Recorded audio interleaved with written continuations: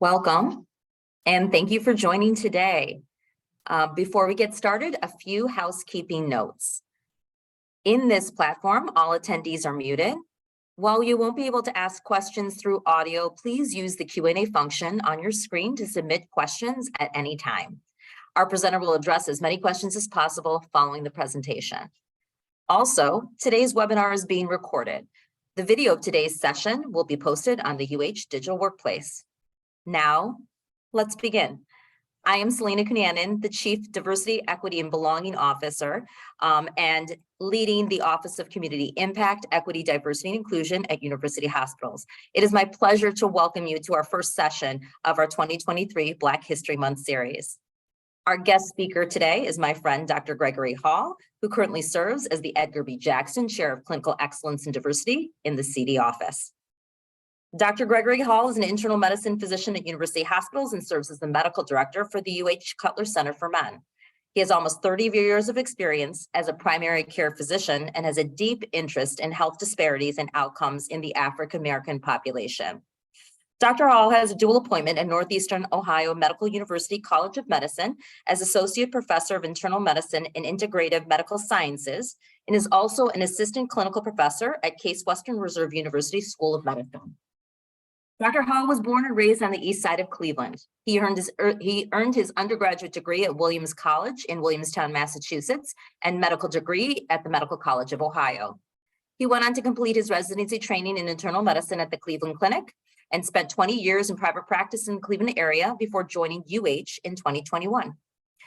Dr. Hall wrote a book entitled Patient-Centered Clinical Care for African Americans, a concise evidence-based guide to important differences and better outcomes.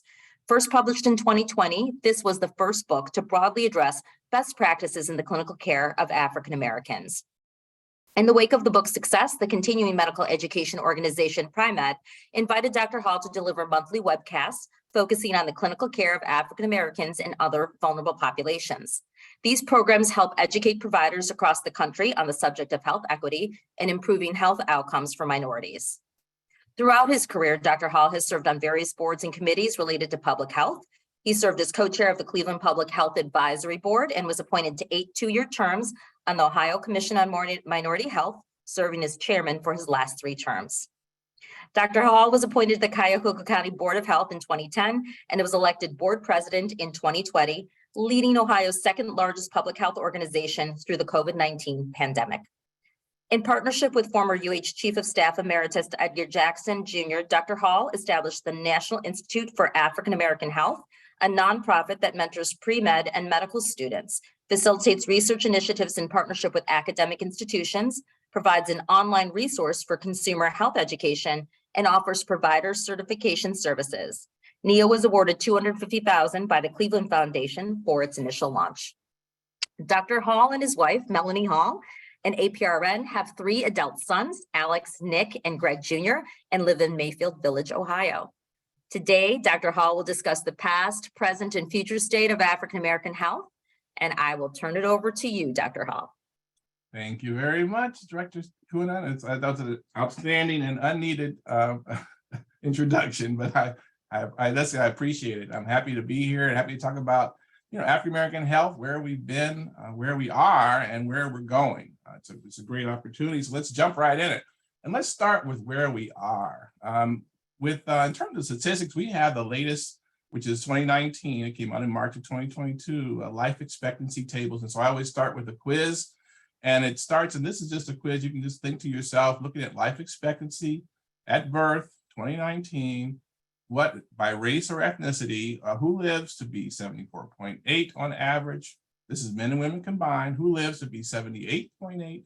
Who lives to be 81.9? And who lives to be 85.6? And so, since I'm talking about African American health, I'll spot you that African American average 74.8. But the point of this slide is really to look at the other ages and see what you would think.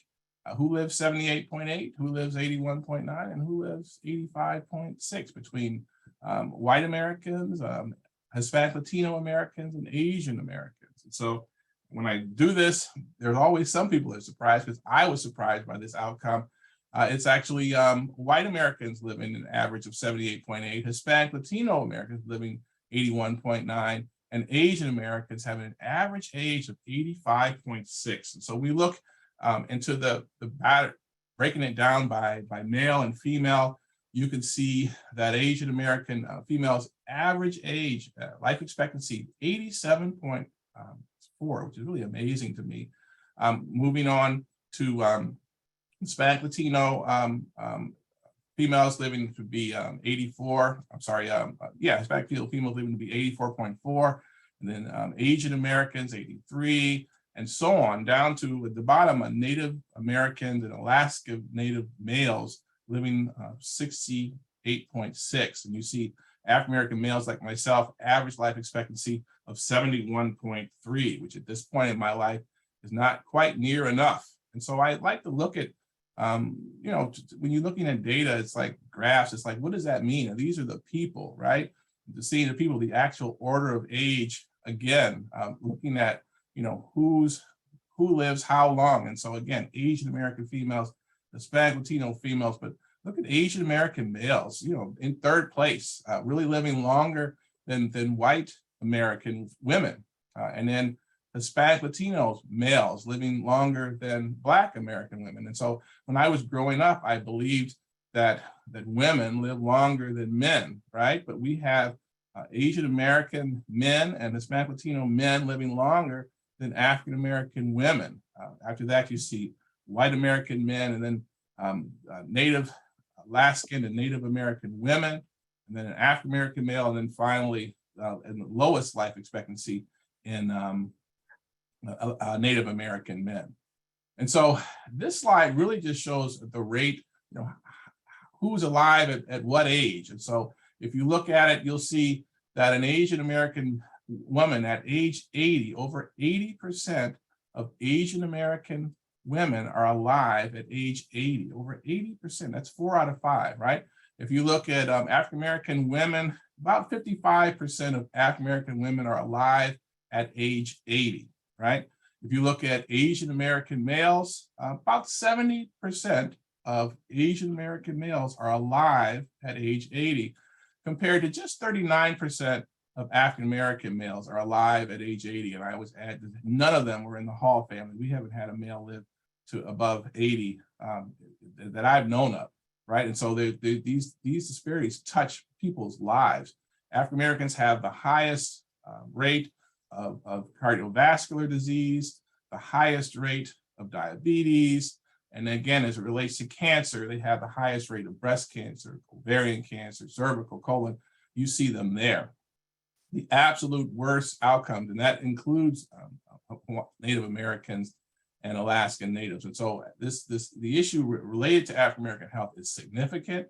And when you look specifically, and I say, well, what wasn't listed on that last slide? Lung cancer wasn't listed because white Americans have slightly higher mortality related to lung cancer as it relates to lung cancer for mortality compared to African Americans. But outside of lung cancer, which is the #1 killer, African Americans have a disproportionate rate of colon cancer. You can see that there, they're the bar in the middle.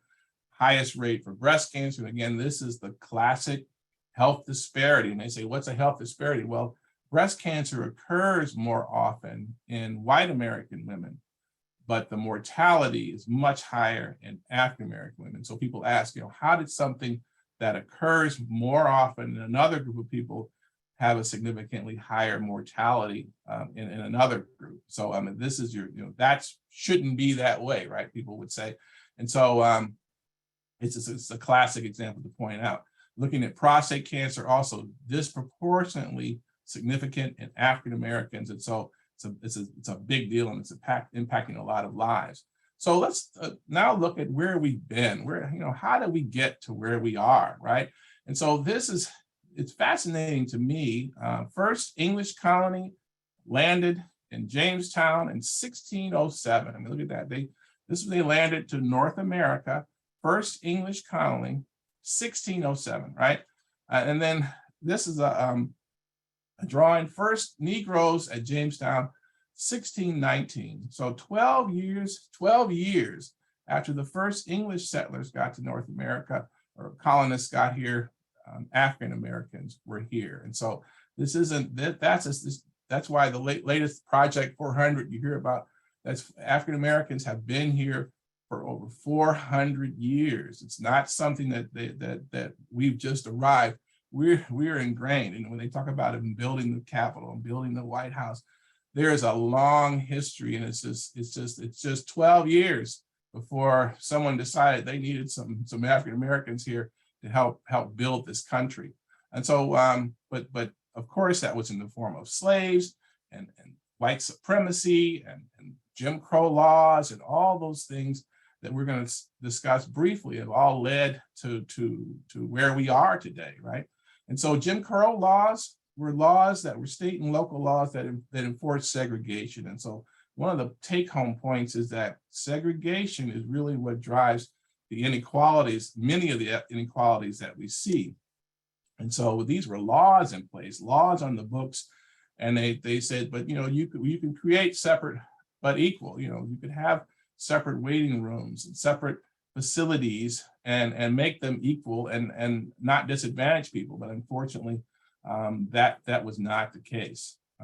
This is one of the more classic examples, and I saw this at the International Civil Rights Museum in Greensboro, North Carolina, at one of my family reunions a few years back, and I just couldn't believe it. Right?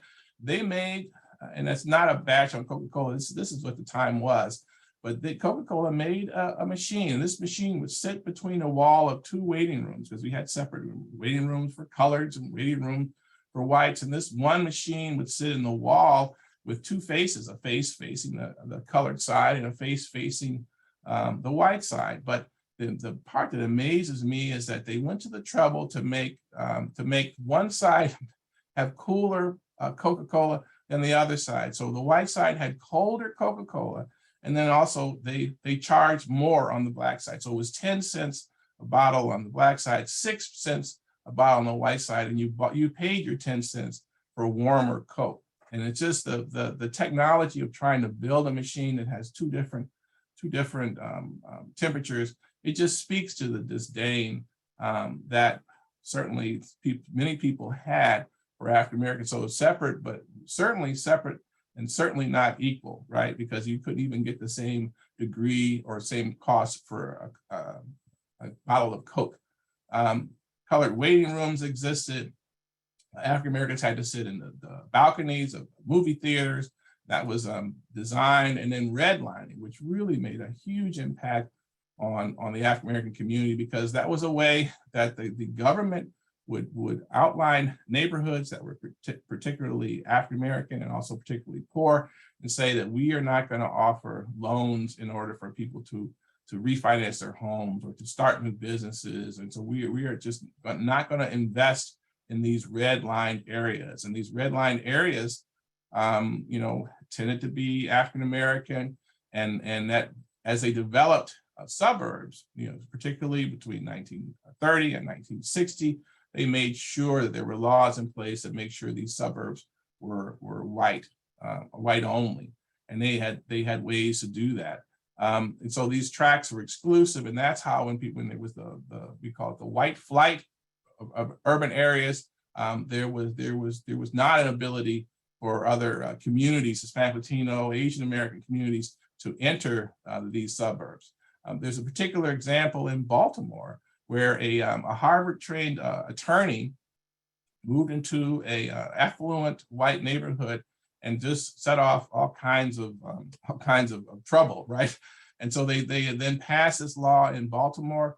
No Negro may take up residence within a block within the city limits of Baltimore wherein more than half of the residents are white. No white person may take up residence in such a block where more than half of the residents are Negro.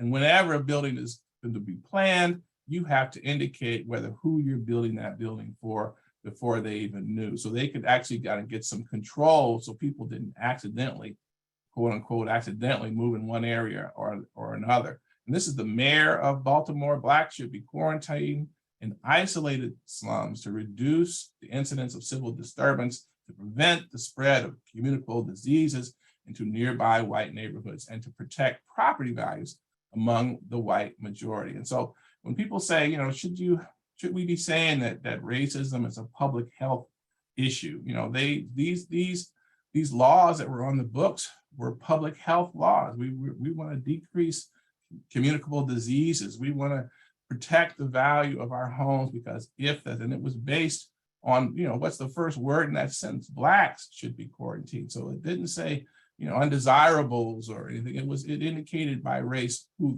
they were talking about.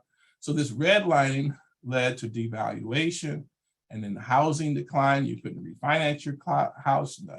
People with jobs couldn't buy the house. That led to foreclosures and vacancies. And so that leads to neighborhood decline, right? And there's asset loss, there's generational wealth loss. And so people that grandparents leave their home to the parents who may leave their homes to the kids. And so that generational wealth that can impact your ability to get, how much student loans do you need? How much of a start do you get on your life? Or when a grandparent leaves and just leaves a home that's worth $100,000, $200,000, $300,000, that's helpful to the family. That rises everyone in the family's boat, right? But an African American who lives in the city, who has a devalued home, when they die, there's frequently a loan on the home, much less having been paid off, and there's no multi-generational wealth. And we know these neighborhoods have increased crime and poverty. And so that poverty leads to increase in inferior schools.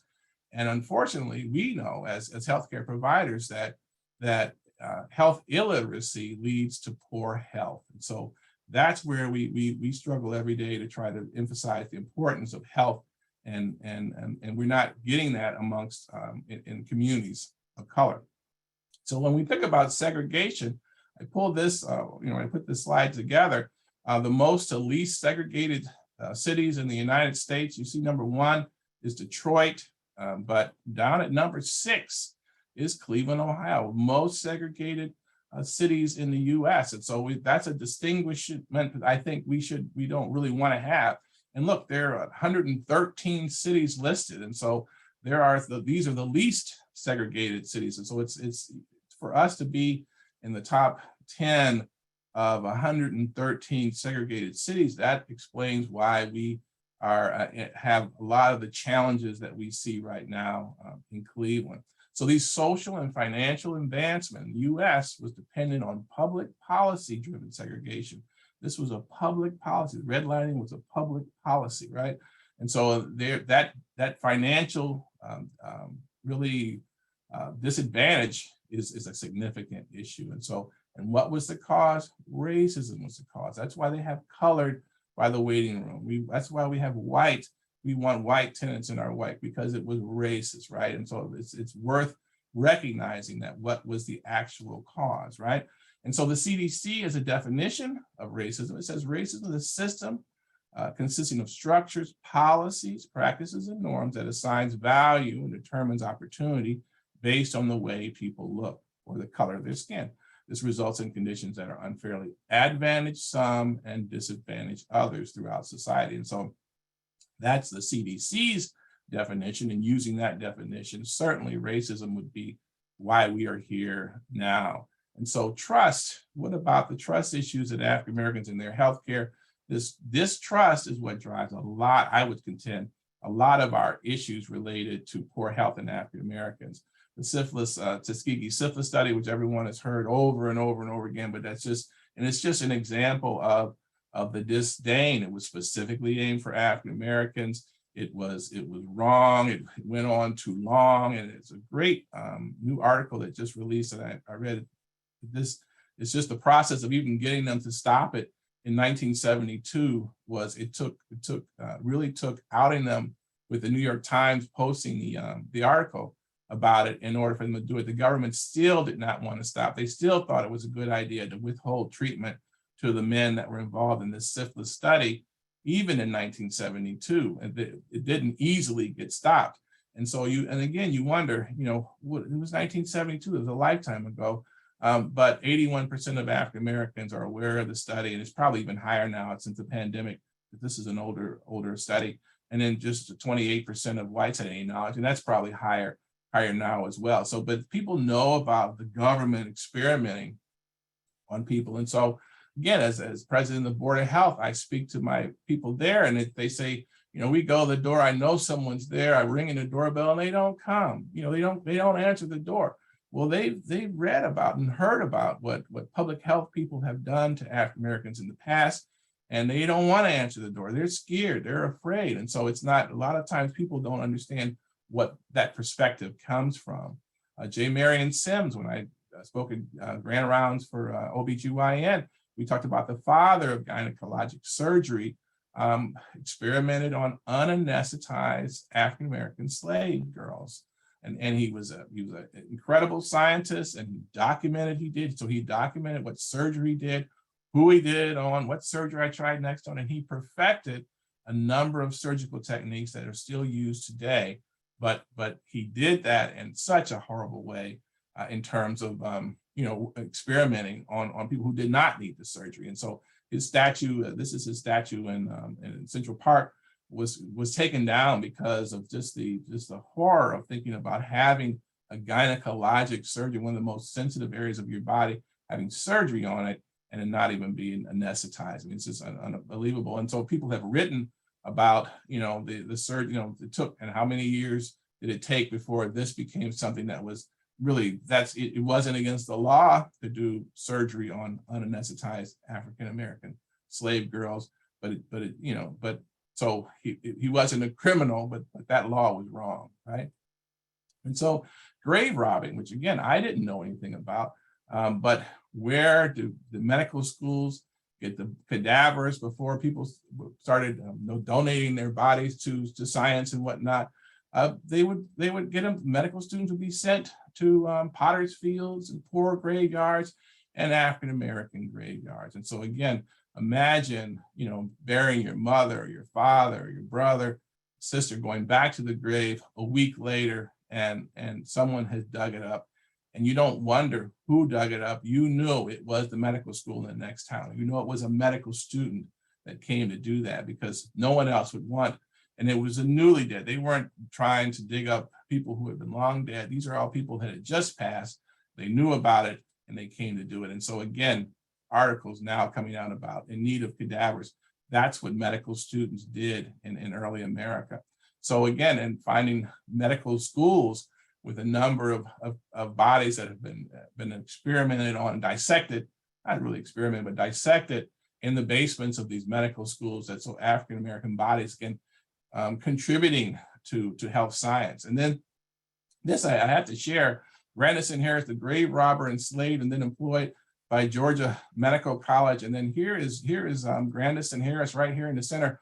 Who better to go into a Black graveyard to dig up bodies than another African American? Who better to do that? And so this person is in this picture in Georgia Medical College because he was central to the education of these medical students. And so trust me, he would not be in the picture any other way. So this is something you can't make this stuff up. And even in the 60s, we had a patient who the first heart transplant done in Virginia was done on an African American male who fell off a 3-foot wall, hit his head. Within 24 hours, they had harvested his heart. They didn't contact his family, his wife. It was just done and over, right? But they knew, his family knows, they didn't ask anyone. They took his heart when he was unconscious. His friends in the neighborhood know that they did that. His coworkers from the job where he fell knows that the hospital did it. So what do those people think about hospitals, think about doctors, think about donating organs to others when you possibly die? This would lead you to believe that I may not want to donate an organ because you may take it before it's really my time. And so these issues are all fully ingrained in African Americans' minds. Even the American Medical Association apologized in 2008 for its quote unquote racist past. And so I say, I was born at Forest City Hospital, which was in Glenville. And the reason I was born in Forest City Hospital, and many of you don't know anything about Forest City Hospital, is because my mother had a Black OB, and Black OBs were not allowed in the mainstream hospitals back in 1961 when I was born. And so, but since in the mid 60s, they changed that and then allowed doctors to be able to practice wherever. But the AMA was the real driver behind that. And they were the driver behind, and they kept Hispanic, Latino physicians and Asian American physicians out as well. And so that again is critical. And then the president and CEO, even in 2021, said, AMA is still trying to deal with medicine's history of racism. That there's no other way to say it. So these prior mistreatments have been firmly ingrained in the African American, not all, but many African Americans' perspective of public health, modern medicine, doctors, and things of that nature. And so we see, African Americans don't trust the system, don't trust, research.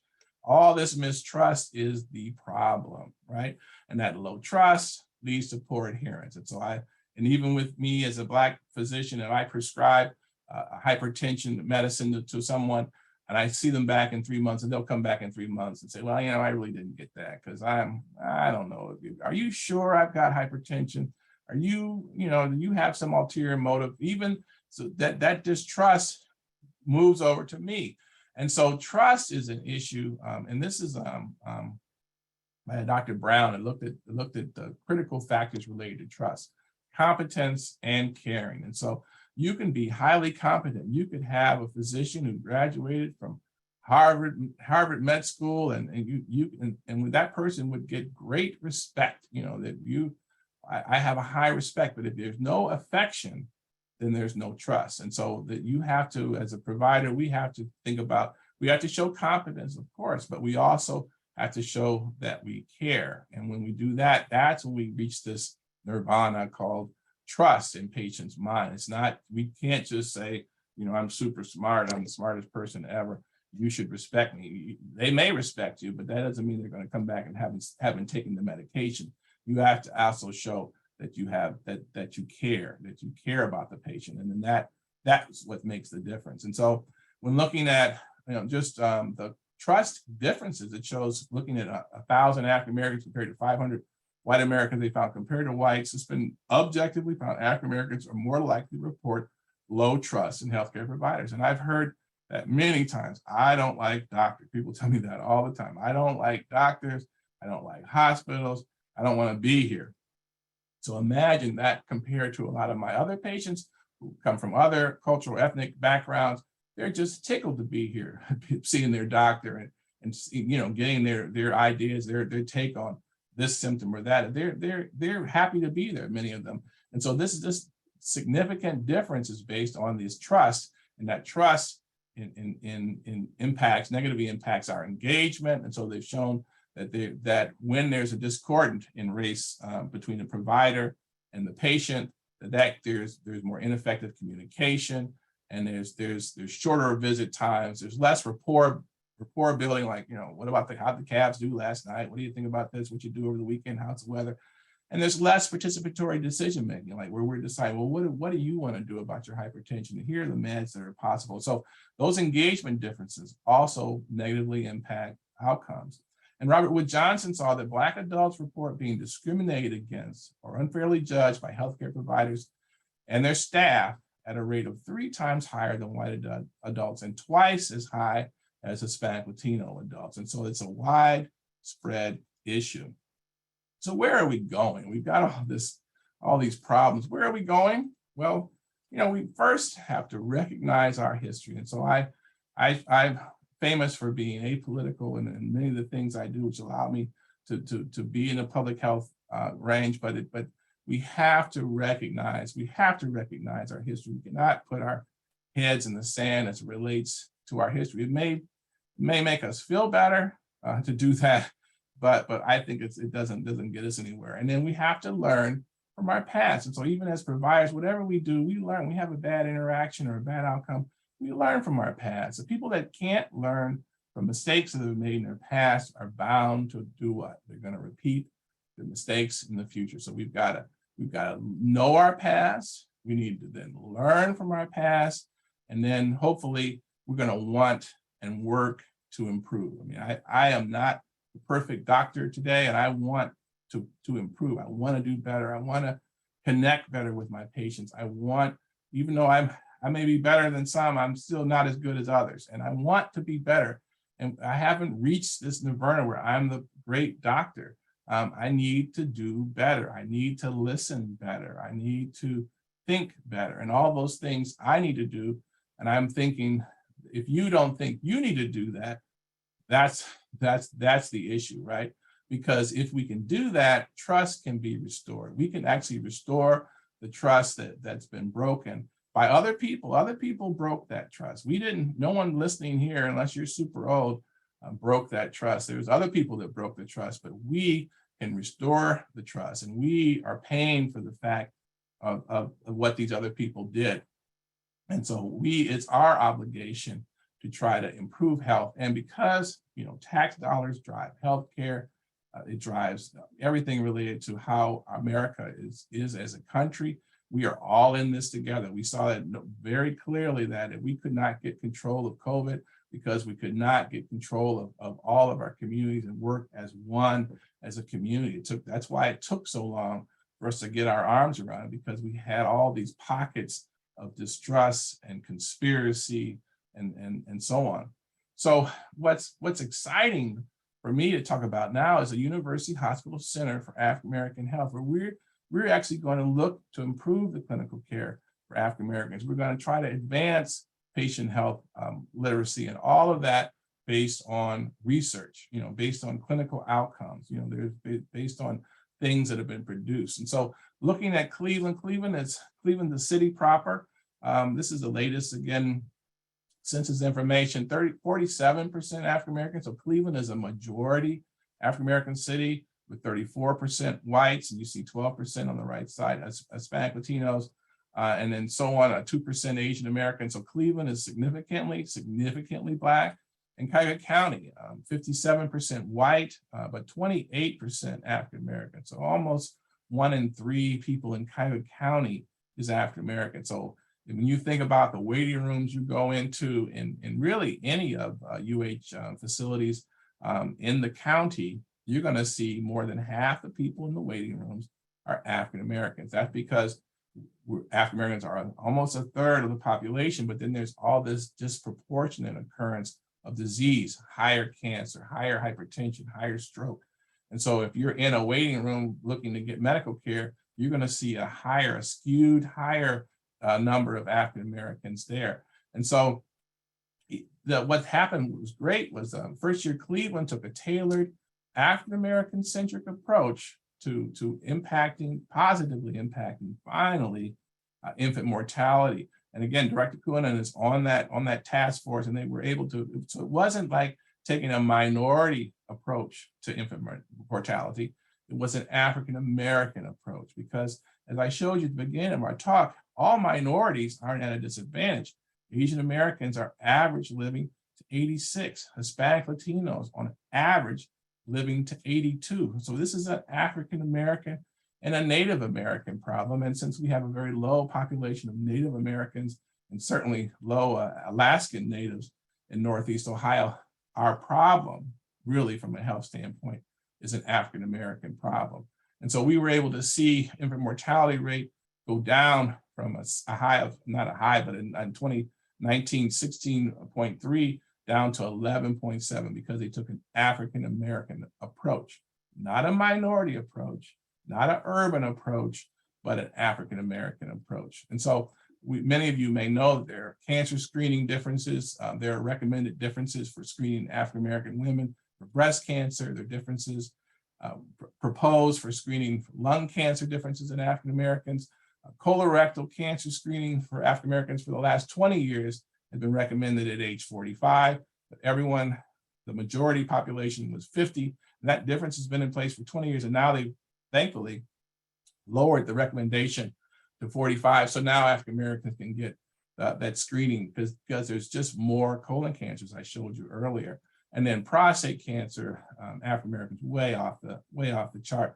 And there are differences in reliability of PSAs for screening for prostate cancer. It's actually a better test in African American men. So these racial differences in the treatment of hypertension, many of you know that hydrochlorothiazide and calcium channel blockers are sort of preferred over beta blockers and ACE inhibitors for the treatment of hypertension. There are differences in interpretation of hemoglobin A1Cs for diabetes. There's certainly differences, more prominent kidney problems in African Americans due to a gene called the APOL1, which occurs disproportionately in people of African descent. And then there's much worse peripheral artery disease as it relates to smoking. There's more PVD with less smoking. And so that issue is an issue as well. And so they say, do you really need to have a Center for African American Health? I mean, you really need something like that.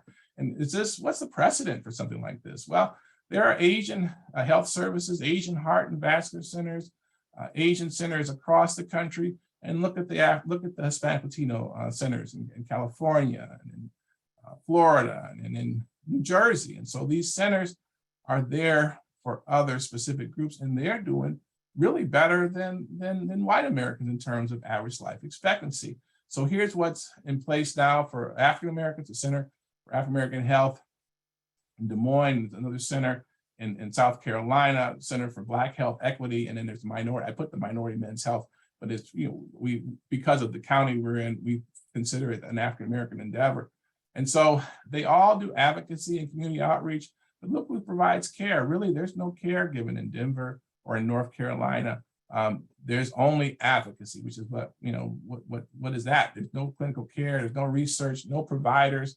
And even with Cleveland Clinic's Minority Men's, they provide care, but there's no network of providers, no tailored screening based on research, no quality tracking. And so this is something that UH is taking on that's going to be really revolutionary. And I've had people ask me, is there any place in the state of Ohio that does anything like this?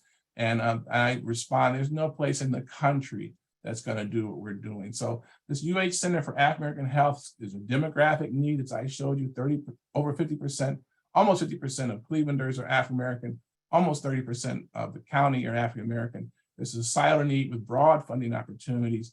It's driven by research confirmed best practices. All this is research. All this is not Greg Hall, what he thinks. It's research that we need to just apply best practices. And then similar ethnic centers exist across the country, but none tailored to really address African American needs. And so at that point, I will stop and take questions, and I will stop sharing my screen. Greg, that was a fantastic talk once again. I always learn something a little bit new. And I did not know that the first transplant that was done was that story that you had in that slide there, which is, I'm going to have to now get this book. Done in Virginia. So it was the first one done in Virginia. But yeah, these stories keep popping up, and it's terrible. It's shocking. But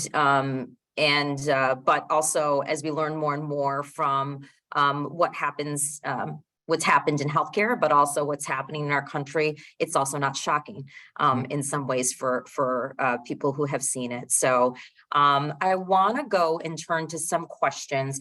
Before I'm going to give, there's a couple questions in the chat, but I want to ask a couple of my own.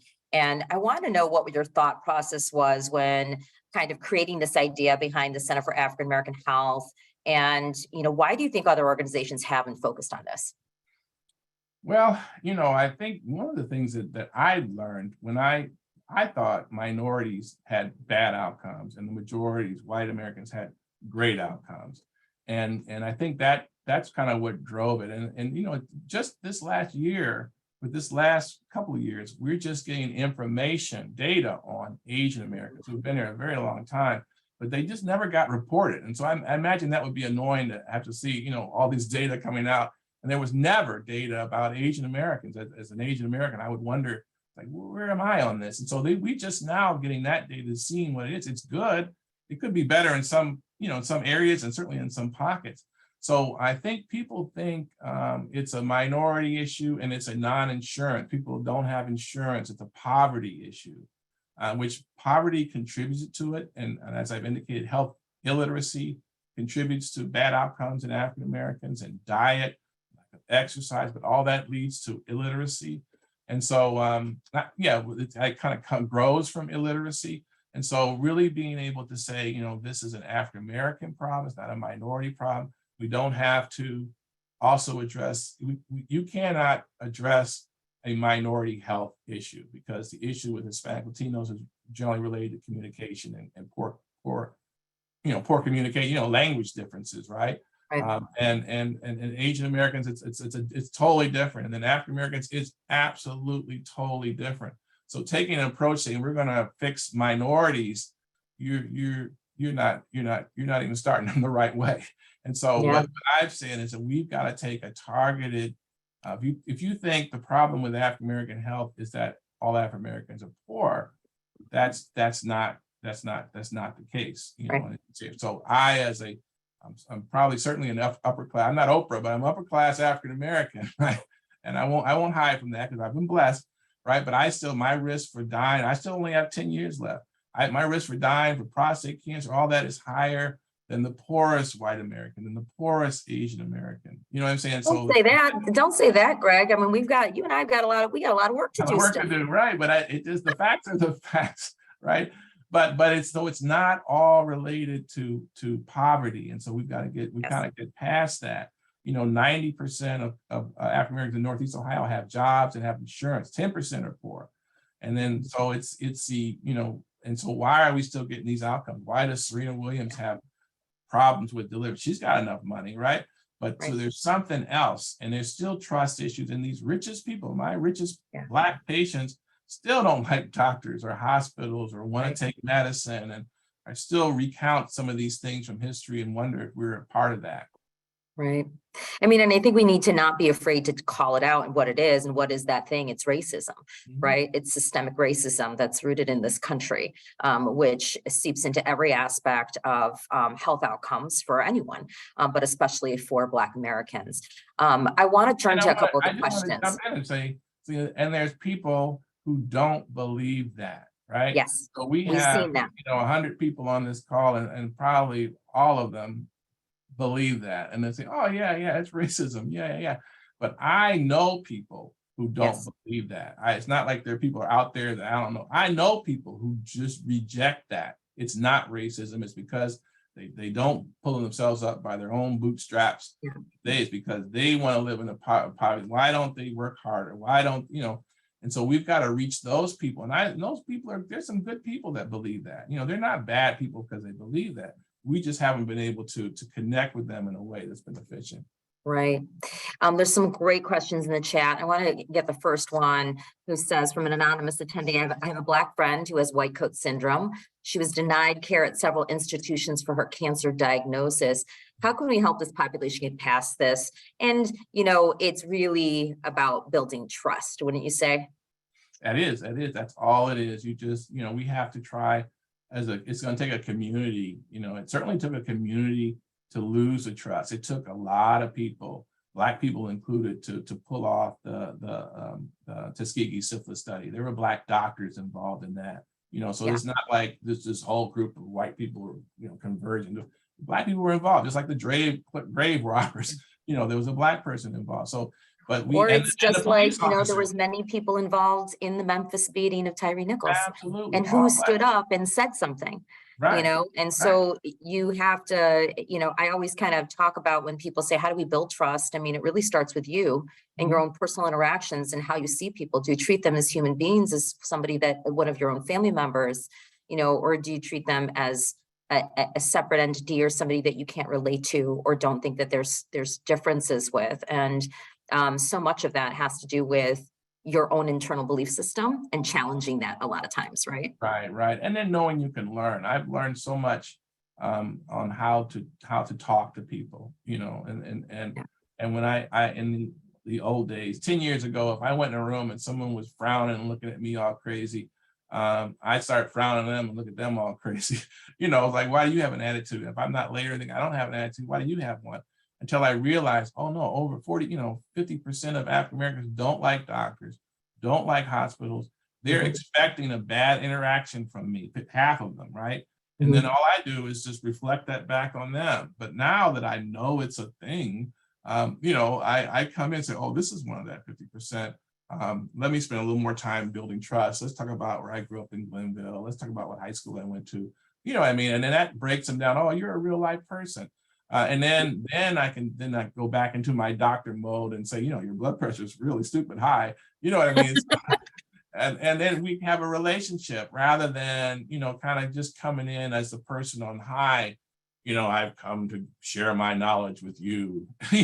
We can't come in like that because they're not going to do anything we ask if we do. Yeah, I always try and assure my patients that are Black that, this is a safe space to bring up your concerns. I talk to them if they're Black moms, if they're Black pregnant people, that they have a higher risk for poor outcomes because of racism. And that, while I can't solve all those problems, right, I can assure you that these are the things that we're trying to do. These are the recommendations we would make for you to engage in. Is it centering? Is it being on baby aspirin? Whatever that might be, to help prevent, complications with your pregnancy. And I can't tell you how many patients have like exhaled and said, you are the third person I've been to, and no one has addressed this with me. They want honest conversation and recognition of really seeing them as a whole person, I think. Absolutely. And then that's saying we're going to work together. Like I tell you, I want to, like my latest thing is this collaborative decision making. And so I really want to put everybody with high blood pressure. I want to first put them on amlodipine, right? Because if they just high school advisors, they're going to come back and say, I'm urinating all the time, right? And I don't want to hear it, right? It's about me. And so but I have to try to, I'm getting, so like, here are your options. And here's one, and here's another. And let's think about which one, and what is your take on this? And it's been surprising to me that people, when I include them in that decision making, they do better. They do better with the side effects, if there are any. They do better with taking it. And so that approach, that collaborative approach is what this is like within the last year and a half, I've really been deliberate about doing that. And so you can learn. And so part of the Center for African American Health is not to have all African American providers, but just have providers that are trained in best practices to care for African Americans. I know African American patients that love their specialists, this and that, and they wouldn't switch to a Black doctor if there was one available. So it's not about having a bunch of Black doctors treat a bunch of Black people. It's about saying that here are some of the differences. Here are some communications. This is where we were. We lost that trust. And so this is why we have to kind of proceed. And here's best practice to do that. Yeah. And lots of excitement in the chat about the Center for African American Health. There's questions about where will the center be housed within the system? Is it open yet? And how can we get involved as staff? Well, that's great. I mean, it's going to start. The first phase is going to be a virtual. It's going to be virtual in the sense that everyone's office will be, all the providers that are involved will be a part of a network of African American providers. So my office in Richmond Heights will be one of the networks. And so we're initially going to just have a network of people who have gone through training, best practices in communication, because Lord knows you need it. If you have a big African American population, you need best practices in communication. And when I've done it, I've improved my communication and lessened my headaches, right, with patients, because I'm not sticking my foot in my mouth. And so these providers will learn best practices and then be a part of a network. And then that network will be virtual. And then as down the line, as we get funds and donors, we will one day have a center somewhere that will. And I'm not saying this before I retire, which I'm old, so it won't be too long. We will have a place where people can come to and find that safe space. Yeah, we're gonna try and fast track this, Greg and I, so and try and make sure we build this out. Lisa has a question too about having that, and I hope this is kind of answering that. It would be helpful to have a direct site of the list of African American providers in the general medicine field, as well as specialty areas, as she has a difficult time trying to navigate this. And that's really what we hope to do in providing this kind of network, so that you could easily see who's associated or who has had that additional training to kind of be in network for the Center for African American Health. So all really great questions associated with the center. Right. We will have a web page that's going to have all the providers, that their location, their office numbers, and the people that have taken the time to train themselves in best practices. And so people will be able to access that and and see where they are and who's near you, and because we, the African Americans know we need more African American providers here at UH. We don't have enough, and people initially will feel less trepidation going to someone they feel like looks like them, and so that's just what people do. I mean, and we can't ignore that people are doing that, right? Mm-hmm. And so it's business. It takes business smart to be able to know what people are doing, and this healthcare is a business. And so if we know that that's what people are looking for, we're going to need to be more deliberate about sort of strategically providing that. But if we don't have it, we just I'll have to train the providers that we do have. Right. There is a question about the book. Can you say what you say again? The book referred to, I'm assuming the one about the transplant, and we can get that. You have that, Greg? I do. I've got it right here. I'll show a picture of it. Or the book. Yep. And, Oh, that's the one that, yeah, the patient-centered clinical care for African Americans is the one that Greg authored. He talked about another book associated with the just the transplant. I think you had a cover of that, a picture of that, but oh, right, that was a Virginia book. I have to hang on. We can certainly get it out to this group.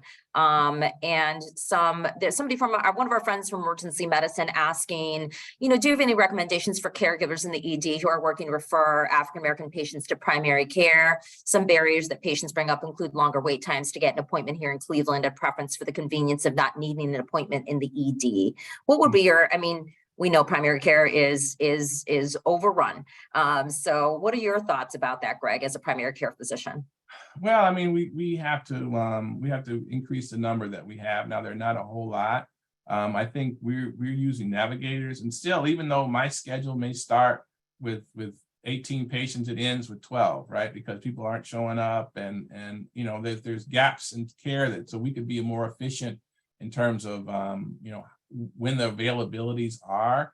And so that sometimes there are availabilities for people that day, but we don't know where they are. We don't know who they are. We don't know where they are. And so I think that's something we can certainly work on because you shouldn't have to wait 6 weeks to see someone. Like I said, you'll either be dead or better if you have to wait that long to see a doctor for something serious. And so we need to find a way to make it more available. And then also having support staff, having nurse practitioners and physician assistants that are trained in best practice and maybe be more accessible, just as a way to hold a space until they can see the provider that they want to see. I think that would help as well. Right. There's a question here from Matt. It is clear that in medicine that obtaining a baseline is important.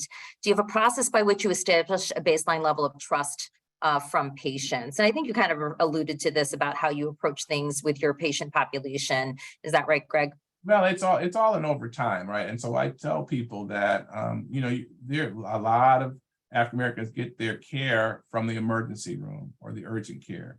And so that is a terrible place to get primary care from. And I don't mean to offend any urgent emergency. I'm sure I didn't. You get emergent care from the emergency room and you don't get primary care from there. And so really changing people's mindset and thinking, if something's wrong with me, I'll go to the emergency room. And saying, you really need to have a primary care doctor. And so we're doing that with the Cutler Center for Men, saying everyone gets a primary care doctor, even though it's a urologic sort of endeavor. We're making sure everyone gets a primary care because that's where health starts, right? So once you have a primary care doctor, it's easier to get in as established than a new, right? And so once you establish, there's virtual visits, there's ways. But the key is just to find a primary care doctor that you like. And then once you have that, you're not trying to establish that in the form of something that's a quasi emergency. Your blood pressure is 180 over 100. That's kind of an emergency, but it's, what I'm saying, but you really that's not an ER visit really so much as it is, you need a primary care doctor. You need someone to start building trust so that you can believe that you have it and so that you can take the medicine, because people do not, people prescribe medicine, but it has been shown that a lot of them don't pick it up from the pharmacy. If they pick it up from the pharmacy, a small percentage of them actually take it. And so the name of that book was The Organ Thieves by Chip. Yes. Organ Thieves by Chip Jones. There's a couple questions about training, one that says from somebody that's anonymous, both of these. Are the way providers within UH are receiving additional training on how to treat their Black patients? And there's another question here. Is there training available for administrative staff to equip us to make more informed decisions around health equity as we develop programs? I think I'd like to kind of take a stab at this and saying that we do have, baseline trainings that we offer, our bias training, which will be announcing our calendar, which will be available in GPS. If you haven't already done that, that is a great first step. And I also want to say that, we can provide all the trainings and a lot of education. We do try and do a lot of education. Our office is continually working on building new programming to build cultural awareness for everyone within the organization. But I would say that there's a lot that you can do on your own. There's a lot of this is internal and how you view the world and how you choose to challenge your own belief system, seek out opportunities that kind of are difficult conversations or difficult books that you want to tackle, to really kind of challenge your own belief system, because I think these things are so ingrained in how we've been taught and educated in this country, that I think it's really hard for us to kind of break out of those narratives that we have in our head, such as you need to pull yourself up by your bootstraps. A lot of Asians think about that. Well, my parents were immigrants and they pulled themselves, they made it, and so you can make it too, which is just not true. It's a false narrative that we perpetuate in this country because we see more successful minority groups. Like Asians are considered the model minority. We haven't had the same kind of treatment in the United States as Black Americans have. And so we have to challenge those kinds of belief systems. So anything else you want to say about kind of education? Yeah. And I think you can take a horse to water, but you can't make him drink, right? And so the people who don't believe racism is a problem or that racism is the cause, you can put them in a classroom, but it's not going to do anything, right? It probably won't do anything. And so what's neat, I think, about the Center for African American Health is providers are going to decide, yes, I want to learn more and I want to be part of this. And we're going to be able to demonstrate that those people are going to do better. They're going to have better patient outcomes. They're going to have more patient volume. And the people who don't do it, in a county that's a third Black, in a city that's half Black, are going to be left behind. And so it's one of those things that it's not, trying to make someone go and get trained. I know some people that need to be trained. Training is not going to help them. You have to, like that one slide, you have to want to change, and you have to work to change. And so if you want to, and you want to work to do it, then we're here, and we'll train. And I want to work to be better. And then that's what's going to lift this center up, not making everyone at UH take training in African American health. The people that don't believe in it, and you're not going to pull it off either. And so that's a waste of time, right? We want to be able to take the people who are involved, and then the patients are going to follow that group.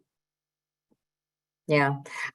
Just one more comment and then we're going to close, but somebody in the chat writes that my great-grandfather was part of the Tuskegee experiment. He subsequently died as a result of complications of diabetes because he refused to go to the doctors. Until we call this what it is, systemic history of racism that continues to perpetuate these health disparities, these statistics will continue to be of concern. Thank you for having this really crucial conversation. So thank you for that comment. And there's so much work to do, right? But at this time, I want to thank Dr. Hall for his time and for sharing his expertise with us today. I'm always enlightened by hearing you talk, Greg, so thank you so much. I also want to thank our audience for joining and for this really great discussion. As a reminder, access to the video recording of today's session will be available on the UH Digital Workplace. Please join us next Thursday, February 9th, for our second Black History Month educational series, which will be a little different.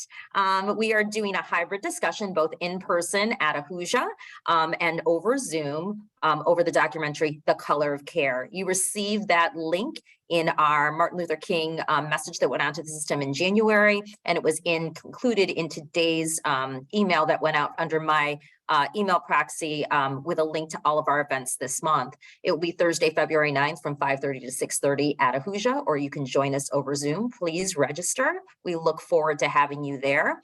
And you can attend this event, like I said, either live stream or Zoom. Our panelists include Percival Kane, Michelle Hereford, Randy Vince, and Peter Pronovost. Go to the DWP events calendar for information and to register for our future sessions. And this now concludes today's session. I want to thank all of you for joining us today, and happy Black History Month.